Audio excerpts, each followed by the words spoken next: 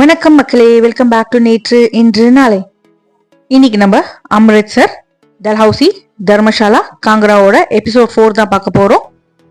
இன்னைக்கு வீடியோல நம்ம தர்மசாலா சுத்தி பார்க்க போறோம். எபிசோட் 1 வீடியோல பாத்தீங்கன்னா நம்ம அம்ரித்சர்ல இருக்கிற கோவில சுத்தி பார்த்தோம். எபிசோட் 2ல பாத்தீங்கன்னா நம்ம அம்ரித்சர்ல இருக்கிற சில பேட்ரியாட்டிக் பிளேசஸ் எல்லாம் பார்த்தோம்.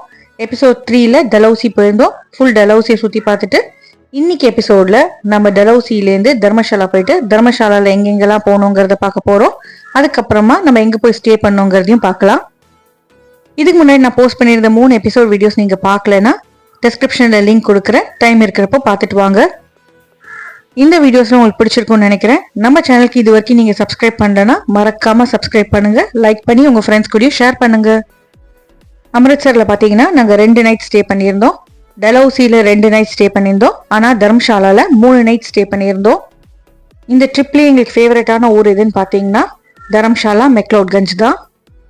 பட் ஹோட்டல் பார்த்தீங்கன்னா எங்களுக்கு டல்ஹவுசியோட ஹோட்டல் ரொம்பவே பிடிச்சது. இந்த ட்ரிப் எங்களுக்கு கியூரேட் பண்ணி கொடுத்தது தன்வி டூரிசம்.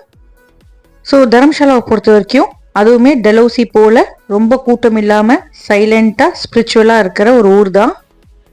தர்மசாலா நம்ம பேர் சொல்லும் போதே ஃபர்ஸ்ட் நம்மளுக்கு ஞாபகம் வருது அந்த ஸ்னோ கேப்டு மவுண்டன்ஸ். எப்பா, தௌலாதார் ரேஞ்சில் இருக்கிற அந்த மவுண்டன்ஸ் சொல்ல முடியாத அளவுக்கு அழகுங்க. நேச்சரோட ஒன்று போய் நீங்க பீஸ்ஃபுல்லா சுத்தி பார்க்கணும்னு நினைச்சீங்கன்னா டல்ஹவுசி பெஸ்ட் பிளேஸ்.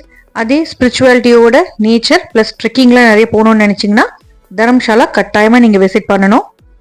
இது எங்களுக்கு வின்டர் ட்ரிப்புங்கிறதுனால டெம்பரேச்சர் அங்க நாங்க போனப்போ மைனஸ்ல போச்சு. நைட் எல்லாம் பாத்தீங்கன்னா -4 -5 தான் இருந்தது.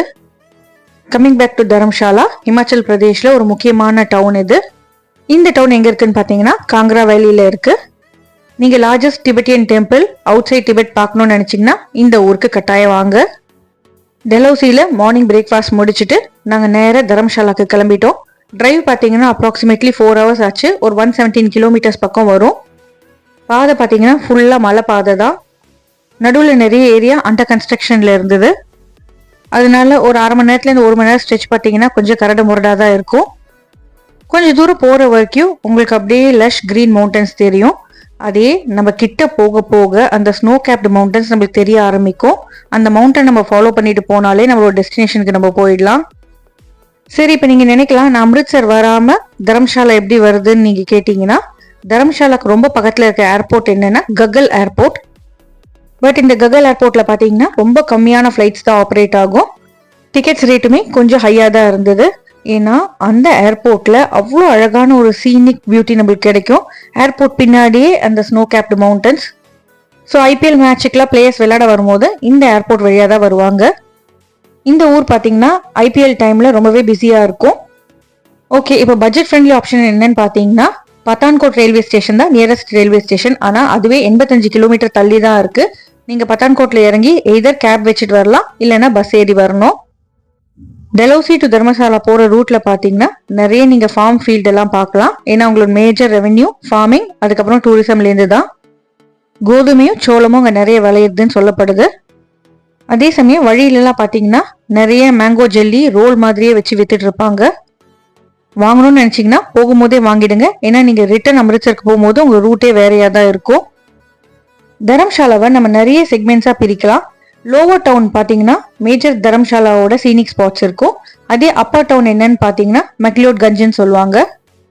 மெக்லியோட்கஞ்சுக்கு ரொம்ப பக்கத்துல இருக்கிறதா தரம்கோட். தரம்கோட் நம்ம இஸ்ரேலி வில்லேஜ்னு கூட சொல்லலாம். நிறைய கெஃபேஸ், அதுக்கப்புறமா இஸ்ரேலி டவுன்ஷிப் அங்க நம்ம பார்க்க முடியும். பிளஸ் நிறைய புத்திஸ்ட் மொனாஸ்ட்ரீஸ்மே அங்க இருக்கு. ஸோ கீழே பார்த்தீங்கன்னா தர்மசாலா, தர்மசாலாக்கு கொஞ்சம் மேலே பார்த்தீங்கன்னா மெக்லியோட்கஞ்ச், மெக்லியோட்கஞ்ச் பக்கத்தில் தரம்கோட், மெக்லியோட்கஞ்சுக்கும் கொஞ்சம் மேலே போனீங்கன்னா நம்மளுக்கு நட்டி இருக்கும். நட்டிங்கிறது அங்கே இருக்கிற ஒரு சின்ன வில்லேஜ். இந்த ஏரியாவில் நீங்கள் ஸ்டே பண்ணீங்கன்னா உங்களுக்கு காங்கராவும் சுற்றி பார்க்கறது ஈஸி. அதே சமயம் பலம்பூருங்கிற வில்லேஜுமே பக்கத்தில் தான் இருக்கு. இன்னைக்கு நம்ம தர்மசாலா மட்டும் தான் கவர் பண்ண போறோம். தர்மசாலாவோட HPCA Dharamshala cricket stadium, Dharamshala war memorial, tea gardens இதெல்லாம் சுத்தி பார்த்துட்டு நம்ம நட்டி போய் ஸ்டே பண்ண போறோம். ஸோ நம்ம டல்ஹவுசிலேருந்து கிளம்பி தர்மசாலா வரும்போதே பார்த்தீங்கன்னா மார்னிங் ஒரு 2-3 மணி ஆயிடுத்து. வழியெல்லாம் மலைகள் பார்த்தீங்கன்னா ஒரு மலை ஒரு மாதிரி இருந்தது. ஒரு மலை பார்த்தீங்கன்னா ஃபுல்லா மண்ணில் இருந்தது. ஒரு மலை பார்த்தீங்கன்னா ஃபுல்லா பிளாக் சாண்டா இருந்தது.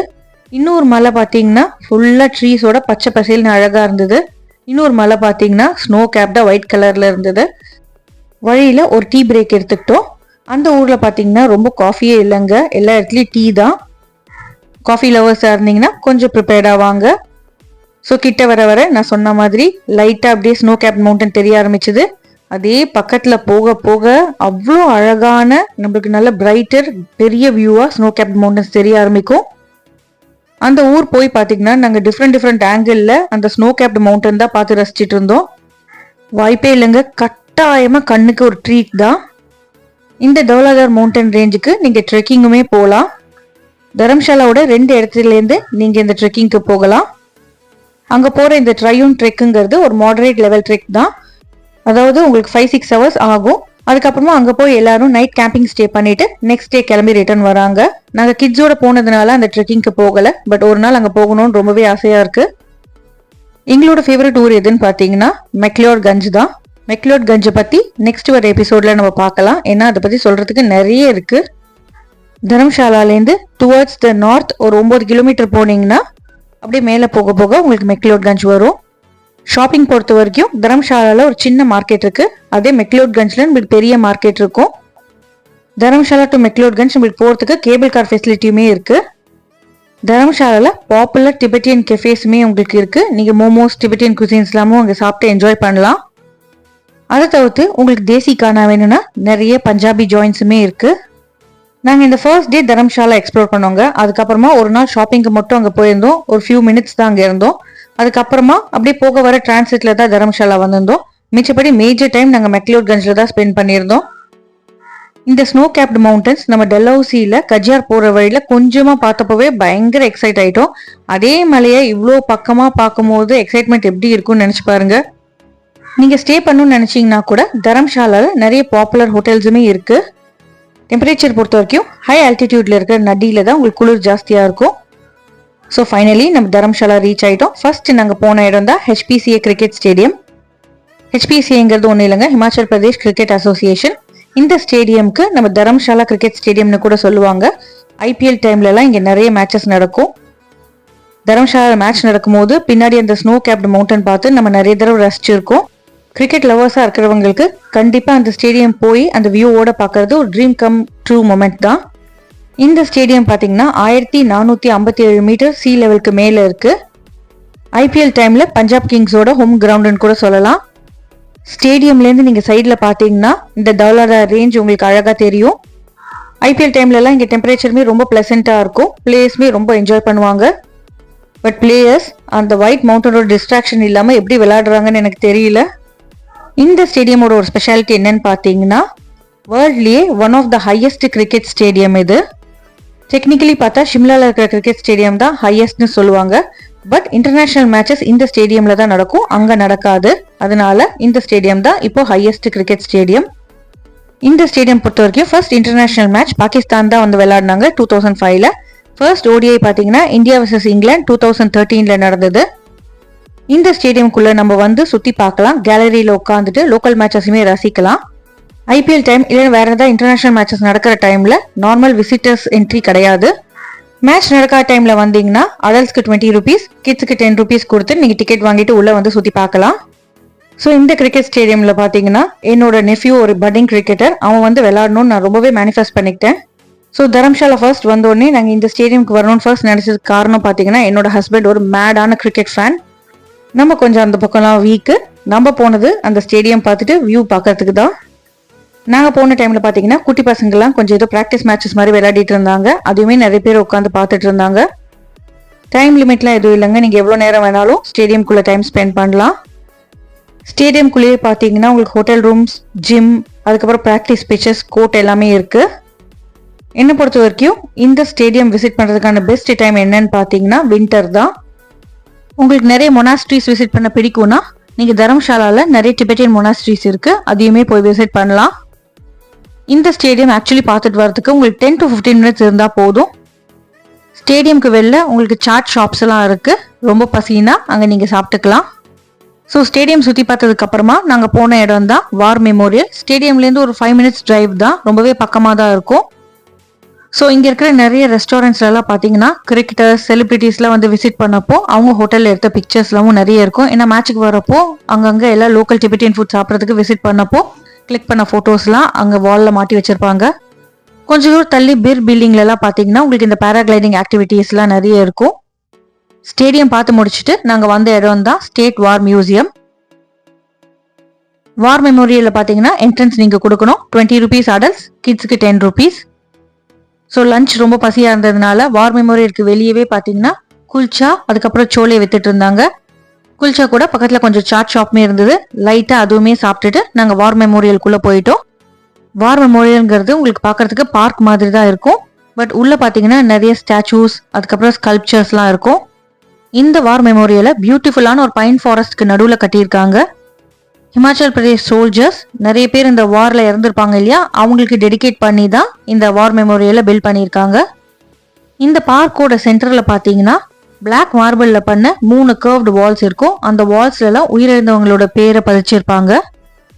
ப்ளஸ் எந்தெந்த வாரில் உயிர் தியாகம் பண்ணாங்கங்கிற டீட்டெயில்ஸுமே அதில் இருக்கும். ஸோ ஹிமாச்சலி சோல்ஜர்ஸ்க்கு டெடிகேட் பண்ணி தான் இந்த மியூசியம். முக்கியமாக எந்தெந்த வாரில் உயிரிழந்தவங்களோட நேம்ஸ்லாம் இருக்குன்னு பார்த்தீங்கன்னா இண்டோ பாக் வார் 1947-48, இண்டோ சைனா வார் 1962, 1965, 1971, அதுக்கப்புறம் யூஎஸ் பீஸ் ஆப்ரேஷன்ஸில் உயிர் தியாகம் பண்ணவங்களோட பேர்லாம் அங்கே இருந்தது. நிஜமாவே அது ஒரு symbol of courage and valour தாங்க. சுற்றி பார்த்தீங்கன்னா pine forest, lush green atmosphere. உள்ள ஒரு விகாஸ் சில்ட்ரன்ஸ் பார்க்குமே இருக்கு. ரொம்ப பீஸ்ஃபுல்லான அமைதியான ஒரு இடம். இந்த வார் மெமோரியல் பார்த்தீங்கன்னா ரொம்பவே கிளீனாக இருந்தது. நிறைய பியூட்டிஃபுல்லான ஃப்ளவர்ஸுமே இருந்தது. டஸ்ட்பின் கூட பாருங்க எவ்வளோ அழகாக வச்சிருக்காங்கன்னு. நடுவில் ஃபவுண்டன் செட்டப்லாமும் இருக்கு.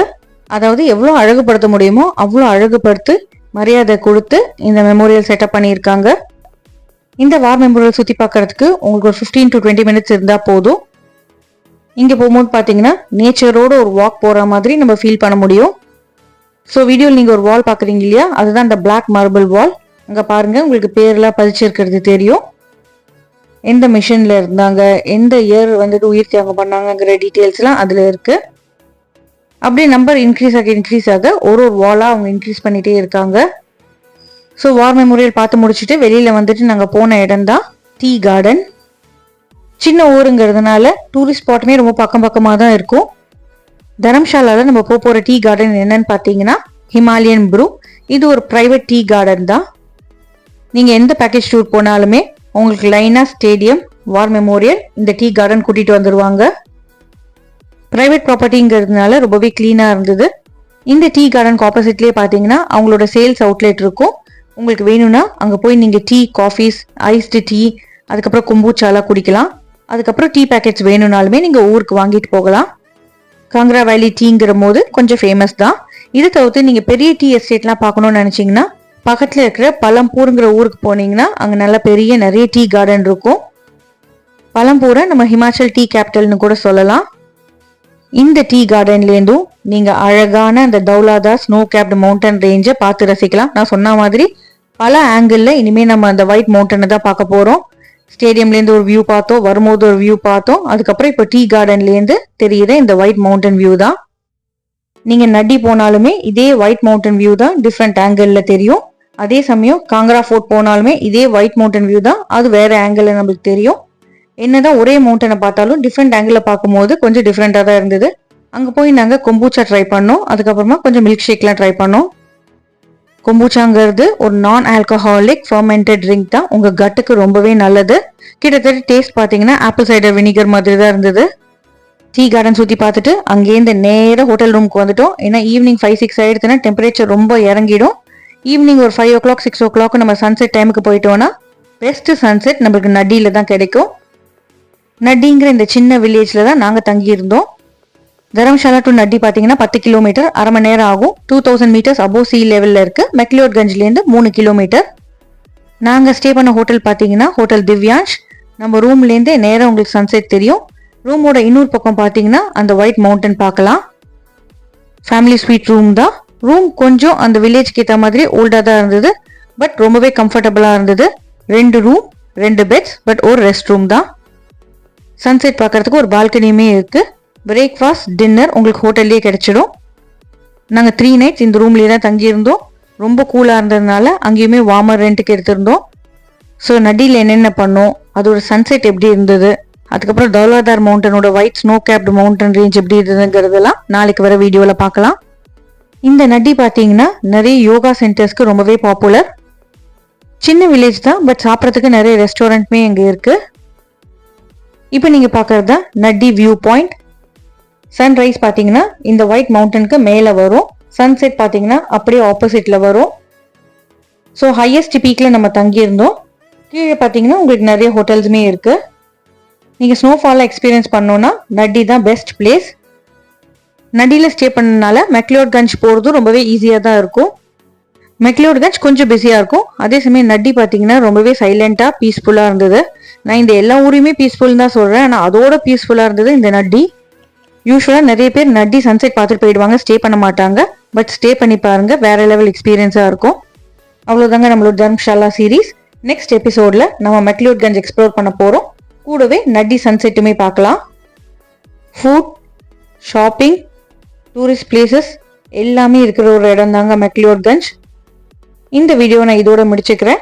உங்களுக்கு இந்த வீடியோ பிடிச்சிருக்குன்னு நினைக்கிறேன். நம்ம சேனலுக்கு நீங்கள் ஃபர்ஸ்ட் டைமாக வரீங்கன்னா லைக் பண்ணுங்கள், ஷேர் பண்ணுங்கள், சப்ஸ்கிரைப் பண்ணுங்கள்.